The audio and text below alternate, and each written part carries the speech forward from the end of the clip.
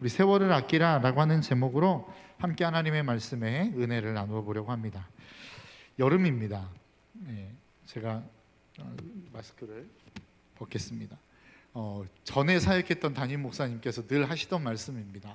더워 죽겠네, 힘들다, 너무 더워서 힘들다 그러면 담임 목사님이 늘 그렇게 말씀하셨습니다. 여름이니까 더운 거요, 여름이니까 덥지 겨울에 더우면 큰일 나, 뭐 이런 이야기를 늘 하셨습니다. 참 더운 때를 보내고 있죠. 덥기도 하고 습하기도 하면서 불쾌지수가 상당히 많이 높은 요즘을 보내고 있습니다. 학생들 같은 경우에는 방학 기간일 것입니다. 그렇죠? 아직까지는 방학이시죠? 그래서 이제 그럼에도 불구하고 긴 것처럼 느껴지지만 이제 채 한 달이 남지 않은 걸로 알고 있습니다. 직장인들도 계속 되어지는 어떠한 생활 속에서 이제는 휴가라고 하는 희망을 갖고 살아갈 수 있는 때가 된 것 같습니다. 이미 휴가를 다 써버리신 분도 계시겠지만 휴가를 기다리면서 열심히 존버하고 계시는 분들도 계시리라고 생각합니다. 학생들에게는 7월과 8월 그리고 12월에서 2월까지의 시간이 조금은 여유가 있는 시간인 것 같습니다. 계속해서 학업과 과제에 시달리다가 이제 내가 하고 싶은 걸 해야지, 이것도 좀 해보고 싶고 이거 했어야 되는데 시간이 없어서 못해서 미뤄놨던 것들을 하려고 하는 시간들을 생각하는 시간인 것 같습니다. 직장인들도 앞에서 말씀드린 것처럼 어떤 휴가들을 꿈꾸면서 지금까지 미뤄왔던 내가 하고 싶은 일들을 하고 싶어하는 마음들이 있는, 그리고 그러한 시간을 보내는 게 요즘의 시간이 아닌가라고 하는 생각을 해봅니다. 그런데 참 재미있는 것 중에 하나는 뭐냐면, 시간이 많다고 해서 우리가 그 시간을 다 효율적으로 사용할 수 있느냐? 또 그건 아닌 것 같습니다. 시간이 없을 때에는 나에게 시간이 주어지면 이것도 하고 저것도 하고 내가 해보고 싶은 것도 하고 시간이 없어서 할 수 없었던 것도 해봐야지 라고 하지만, 결국 우리에게 시간이 엄청나게 많은 시간들이 주어지면 그 시간들을 잘 활용하기는 정말 어려운 것 같습니다. 지금 학생들 그러고 있지 않습니까? 방학이 지금 한 달이 넘게 지나가고 있는데 방학하면 나 이것도 해보고 저것도 해봐야지 라고 마음 먹었지만 결국 그렇게 했던 것들이 많이 있으십니까? 저의 경우로 따지자면 제가 대학 다닐 때를 생각해 보니까 저는 그런 일들이 별로 없었던 것 같습니다. 그냥 정처 없이 시간이 흘러가죠. 코로나 시기는 더 그런 것 같습니다. 어디를 가기도 부담스럽고 또 만나서 무엇을 하자니 부담스럽고, 이렇게 하다 보니까 참 무엇인가 시간이 너무나도 쉽게 흘러가 버리는 것 같습니다. 저희 아들이 늘 하는 말이 있습니다. 제가 뭘 조금 하려고 하고 어디를 나가려고 하고 하면, 어디를 간다고? 이 델타 시국에? 맨날 이런 얘기를 하거든요. 그러면 굉장히 마음이 위축이 돼가지고 어디를 가기가 참 쉽지 않은 것 같습니다.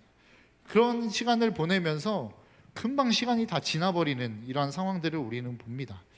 그런 상황을 하고 있는 우리의 삶, 그렇게 시간을 정처 없이 보내는 우리의 삶을 바라보며 하나님께서 오늘 본문에 우리에게 이렇게 말씀하십니다. 오늘 본문 16절입니다. 세월을 아끼십시오. 때가 악합니다. 하나님은 우리에게 무엇이라고 말씀하고 있냐면 세월을 아끼라는 겁니다. 시간을 아끼라고 말씀하고 있습니다. 너희들에게 주어진 시간 그냥 주어진 거 아니라는 겁니다. 그냥 헛되이 보내도록 내가 너희들에게 의미 없이 준 시간 아니라는 겁니다. 그 시간을 잘 활용하고 헛되지 않게 잘 사용하라 라고 이야기하는 것입니다.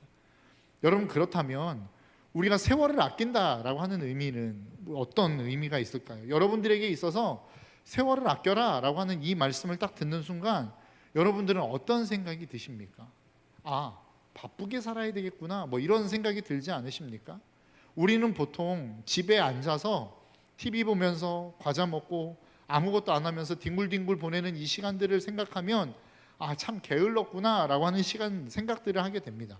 그래서 정말로 우리에게 있어서 시간을 잘 사용한다라고 하는 것은 1분, 1초까지도 잘 쪼개서 그것들이 허투루 쓰는 시간이 없도록 잘 사는 것들을 우리는 생각한다라는 것입니다.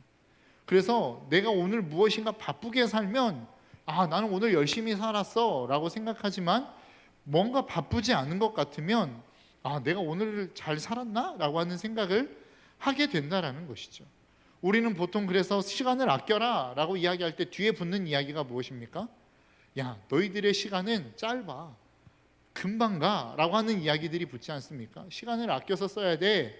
왜냐하면 시간이 금방 가기 때문이야. 이 이야기는 무엇이냐면, 다른 말로 이야기하면 시간에는 한정이 있다라는 겁니다. 우리들에게 있어서 좋은 시간들은 제한이 있다라는 겁니다. 그렇기 때문에 그 시간들을 아껴 써라라고 이야기하는 것입니다.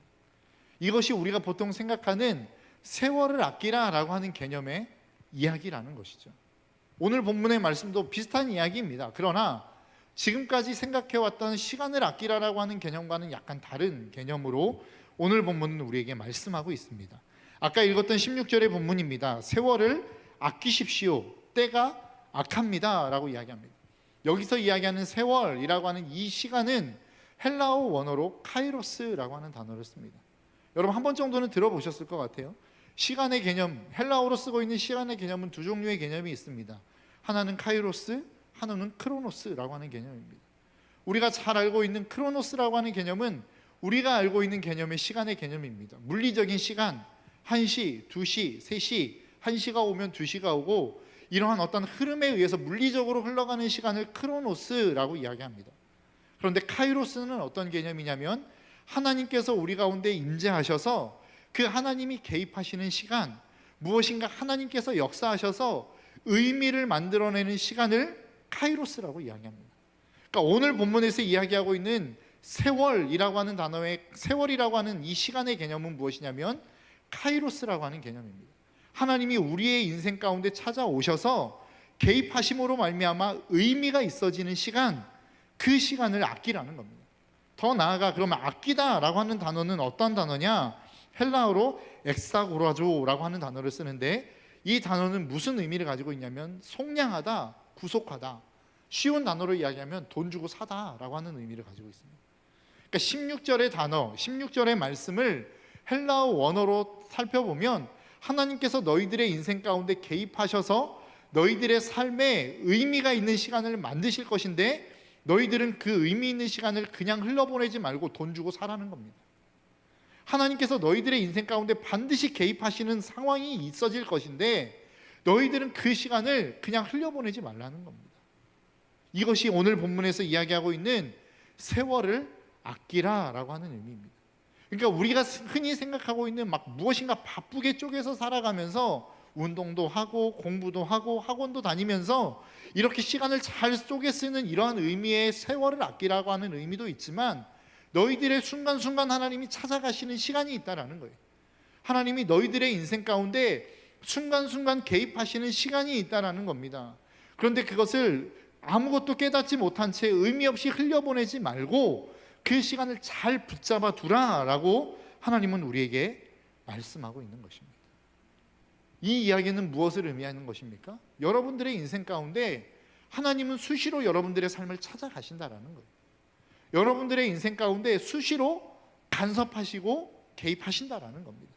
그런데 이것을 방해하는 놈이 있다라는 거죠. 그게 무엇이라는 것입니까?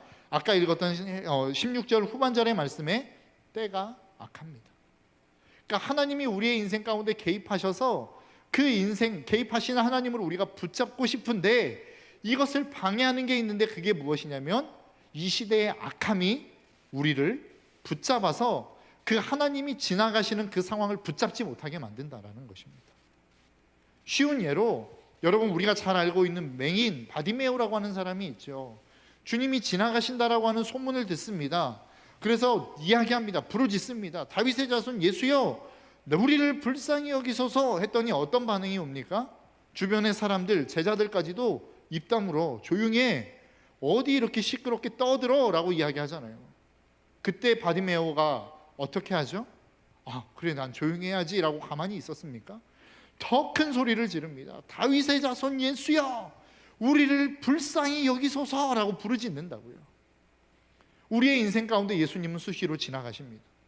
우리의 삶 속에 예수님은 수시로 우리의 삶을 찾아오십니다. 그런데 우리가 그 주님을 부르죠. 그런데 주변에 수많은 것들이 우리를 방해하는 요소들이 있다라는 거예요. 야, 조용히 해, 입 다물어, 어디서 이렇게 시끄럽게 떠드는 거야? 라고 이야기하는 존재들이 있다라는 겁니다. 그것에 막혀서 주님이 지나가는 그 상황들을 우리가 놓치는 경우들이 너무 많다라는 거예요. 그 상황들을 오늘 본문 18절은 무엇이라고 이야기합니까? 바로 술 취함에 비유하고 있습니다. 술 취하지 마십시오. 거기에는 방탕함이 따릅니다. 그러니까 이렇게 가가는 모든 것들 가운데 우리를 방해하는 악한 요소들이 있는데 그것을 대표적으로 무엇으로 콕 집어 이야기하고 있냐면 술 취함에 비유하고 있다는 것입니다. 여러분 혹시 이 자리에 계시는 분들, 그리고 온라인으로 예배드리는 우리의 모든 성도님들 가운데 날마다 술 취함을 즐겨 하시는 분들이 계십니까? 그렇다면 그 자리에서 떠나시기를 축복합니다. 왜냐하면 그것이 하나님이 우리의 삶 가운데 지나가는 그것을 붙잡는 것을 방해하는 요소가 되기 때문에 그렇습니다. 그러면서 우리에게 말씀하시는 게 무엇입니까? 이것은 단적으로 우리에게 예를 들고 있는 것이죠. 술 취하는 것, 이것은 단순하게 그냥 우리의 삶 가운데 이 세상 속에 어떠한 예로 우리에게 찾아오시는 말씀이라는 것입니다. 여러분, 세상이 우리를 향하여 취하게 만드는 것들이 얼마나 많습니까? 굉장히 많은 것들이 우리의 삶을 취하게 만듭니다. 어떤 경우에는 우리가 돈에 취해서 살게 만듭니다. 어떤 경우에는 인기에 취해서 살게 만듭니다. 어떤 사람들은 어떤 상황 속에서는 우리가 성공에 취해서 살아가도록 세상은 우리를 유혹한다라는 것이죠.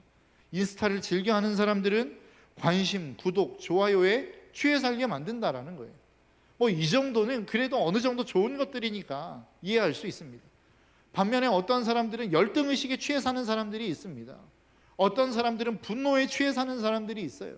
어떤 사람들은 미움에 취해 사는 사람들이 있다라는 것입니다. 여러분, 왜 우리는 세상 가운데 이렇게 취해 사는 삶을 살아갈 수밖에 없는가? 라고 하는 것입니다. 가장 쉽게 대답할 수 있는 대답으로 재미있으니까요. 앞에서 예를 들었던 것처럼 돈이 많이 벌리면 재미있거든요. 게임에 취해 살아갈 수 있는 이유는 그 게임이 재미있기 때문에 게임에 취해 사는 것입니다. 여러분, 우리가 성공에 취해 사는 것은 그 성공이 우리에게 주는 낙이 있기 때문에 우리는 그 성공에 취해 사는 거라고요. 그 취해 사는 그 삶이 재미있기 때문에 우리는 취해 산다라고 생각합니다.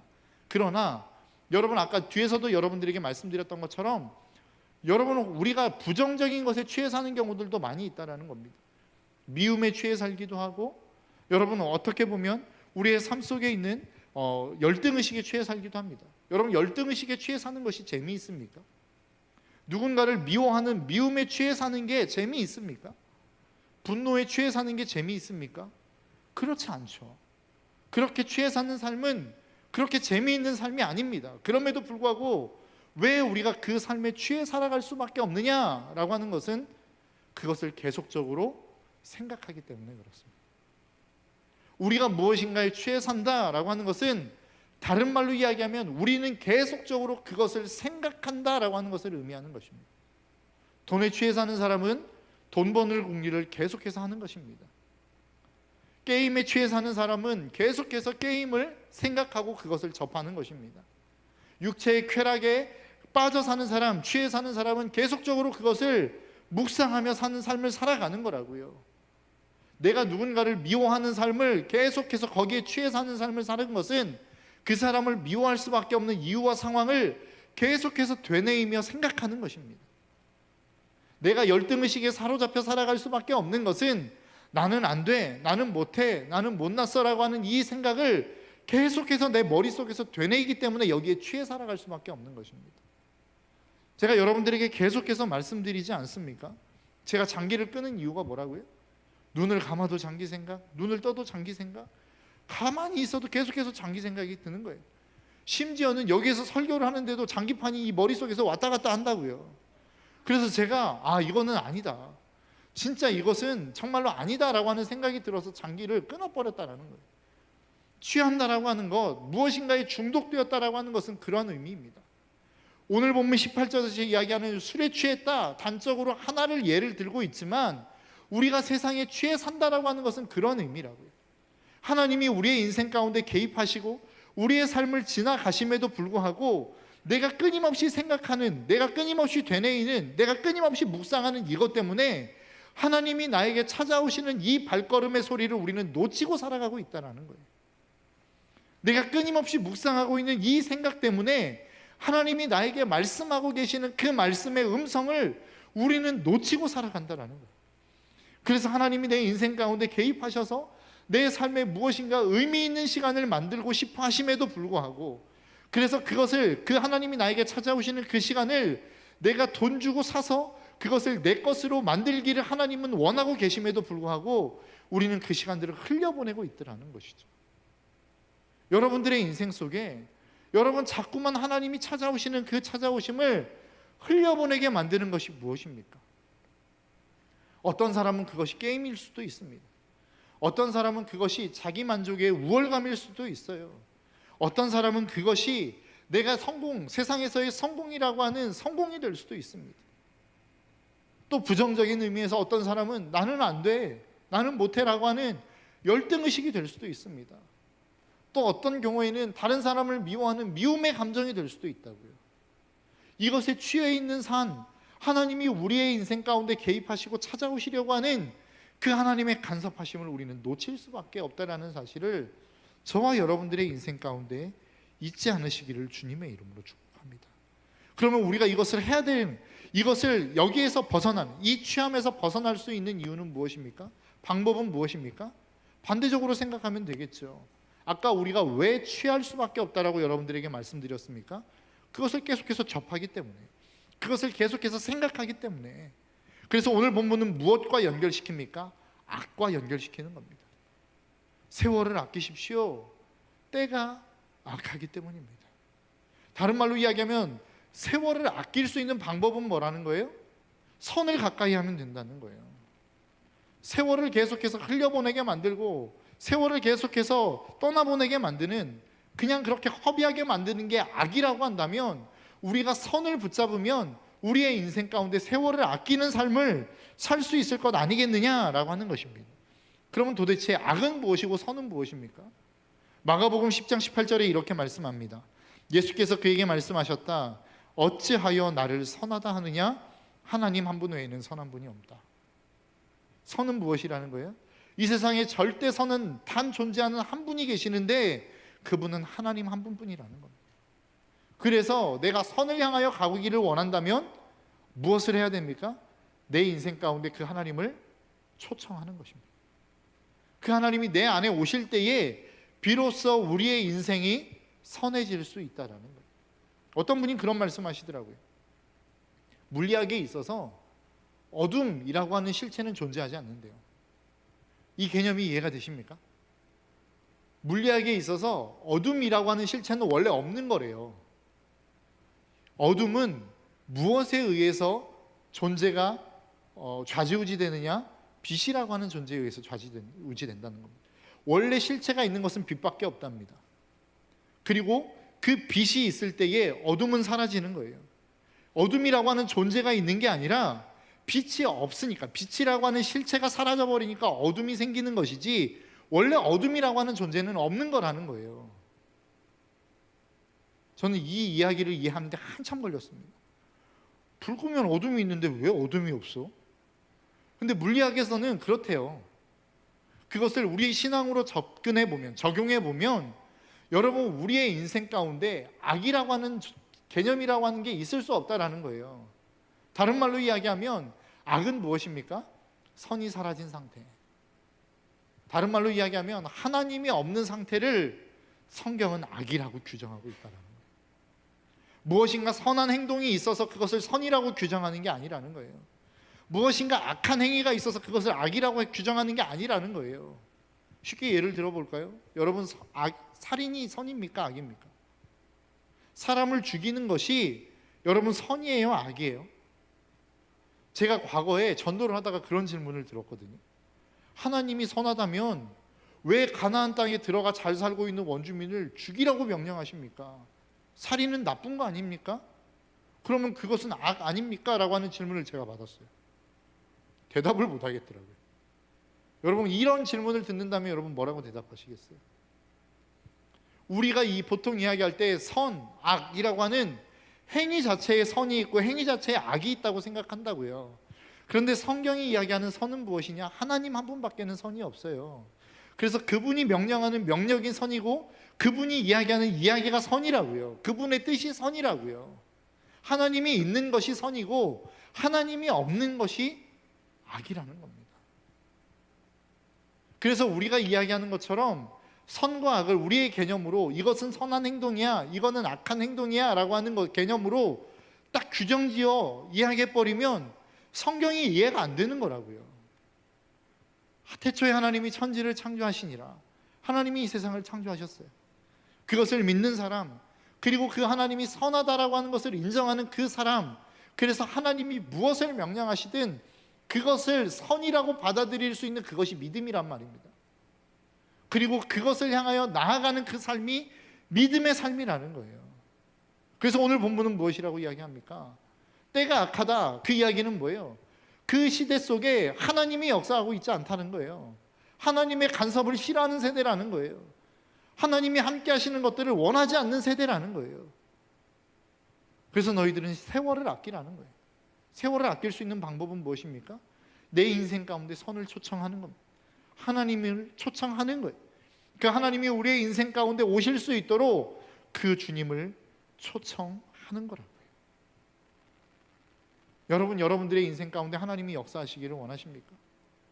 하나님이 역사하셔서 여러분들의 인생 가운데 하나님이 어느 순간마다 나에게 하나님의 의미 있는 시간들을 만들어 가기를 원하십니까? 그러면 이 악한 세대를 본받지 아니하고 선하신 그 주님을 여러분들의 인생 가운데 초청하시기를 바랍니다. 이것이 무엇입니까? 이것이 지혜입니다. 그래서 오늘 본문 15절은 이렇게 이야기합니다. 그러므로 여러분은 어떻게 살아가야 할지를 살피십시오. 지혜롭지 못한 사람처럼 살지 말고 지혜로운 사람답게 살아야 합니다. 지혜는 무엇입니까? 여러분들의 인생 가운데 진짜 선이 무엇이고 악이 무엇인지를 분별할 수 있는 능력이라고요.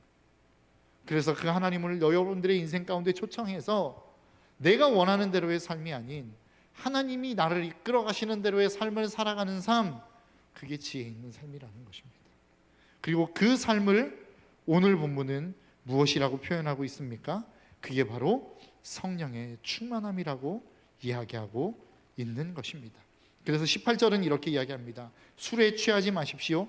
거기에는 방탕이 따릅니다. 성령의 충만함을 받으십시오. 술 취함과 성령의 충만함을 대조해서 설명하고 있습니다. 앞에서도 말씀드린 것처럼 그럼 도대체 어떻게 성령의 충만함을 받아야 됩니까? 계속해서 그것을 접하면 돼요. 성령이 충만할 수 있는 것들을 내 인생 가운데 계속 접하면 된다고요. 술을 접하면 처음에는 술 마시는 게 싫었음에도 불구하고 계속해서 마시다 보면 그것이 즐겁고 좋아지는 것처럼 성령의 충만함도 마찬가지라는 거예요. 처음에 말씀을 읽고 기도하는 것이 불편하죠, 힘들죠, 어렵죠, 어색하죠. 그런데 계속 그것을 접하고 계속해서 그 하나님 앞에 가까이 나아가다 보면 말씀을 가까이 하고 그것을 묵상하고 기도하고 전도하고 봉사하는 삶을 계속해서 내 인생 가운데 그것이 습관화되어지는 것처럼 접하다 보면 성령의 충만함이 우리 가운데 온다라는 것입니다. 여러분들의 인생에 성령에 충만하지 못한 인생을 살아가고 있다면, 나는 성령이 충만하고 싶은데 그 성령이 충만하지 못한 삶을 살아가고 있다면 여러분들의 삶 속에 무엇에 많은 시간들을 들이고 있는지를 점검해 보십시오. 내가 무엇을 접하는 데 많은 시간들을 투자하고 있는지 여러분 한번 생각해 보시기를 바랍니다. 금요 심야 기도회 때 담임 목사님께서 금식에 관한 이야기를 하셨어요. 그래서 담임 목사님이 금식을 해야 되겠다, 하나님이 담임 목사님에게 주신 마음이 금식에 대한 마음을 주셨다라고 말씀하시더라고요. 그런가 보다 하고 말씀을 듣고 갔어요. 그랬더니 집에 갔더니 저희 아내가 저에게 그런 이야기를 하시더라고요. 하시는 게 아니고 하더라고요. 저희 아내가 저에게 뭔 얘기를 했냐면 자기는 수유를 해야 되기 때문에 금식은 못할 것 같다는 거예요. 그래서 참 핑계도 좋다. 웃기려고 한 얘기인데 이게 안 웃으면 안 되는데 진지하게 너무 받아들여서 큰일입니다. 네. 아무튼 수유를 하기 때문에 자기는 금식을 못 하겠다는 거예요. 사실 저도 금식은 굉장히 어렵거든요. 그래서 금식에 대한 말씀을 듣는데 저거는 나의 말씀은 아니다. 저는 사실 이렇게 들었는데 저희 아내가 그런 이야기를 하더라고요. 밥에 대한 금식은 잘 못하겠는데 핸드폰에 대한 금식은 좀 한번 해봐야 되겠다. 인스타를 하는 시간들을 좀 한번 줄여봐야 되겠다. 내가 하나님 앞에 정말로 집중할 수 있도록 내 마음을 빼앗아가는 그 무엇인가를 좀 끊는 시간이 필요하겠구나라는 이야기를 저에게 하더라고요. 제가 그 이야기를 들으면서 참 마음에 많이 찔렸습니다. 저도 사실은 은유리가 있기 때문에 저는 금식을 못 하겠습니다. 왜냐하면 뭐 안아도 줘야 되고 같이 놀아도 줘야 되기 때문에 체력 소모가 많아서 저는 밥을 굶는 금식은 못 할 것 같아요. 그러나 저도 미디어 금식은 한번 해봐야 될 것 같다는 생각이 들었습니다. 제 인생 가운데 저의 인생에 계속해서 개입하시기를 원하시는 하나님의 마음이 굉장히 많이 들거든요. 그래서 여러 가지의 생각들이 참 많이 있습니다. 부담감도 많이 있습니다. 저녁마다 정말로 작정해서 내가 저녁마다 기도를 좀 해야 되나? 이런 생각들도 좀 들고, 하나님과 내가 정말로 가까워져야 되는 시간들을 언제 가져야 되지? 라고 하는 고민들을 많이 하는데 고민만 하고 말았어요.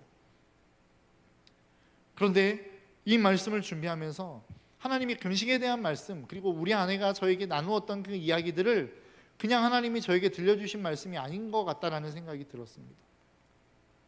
여러분, 우리의 인생 가운데 하나님은 우리의 인생 가운데 찾아오시기를 원하십니다. 하나님은 우리의 인생을 만지기를 원하십니다. 우리는 그렇게 기도하죠.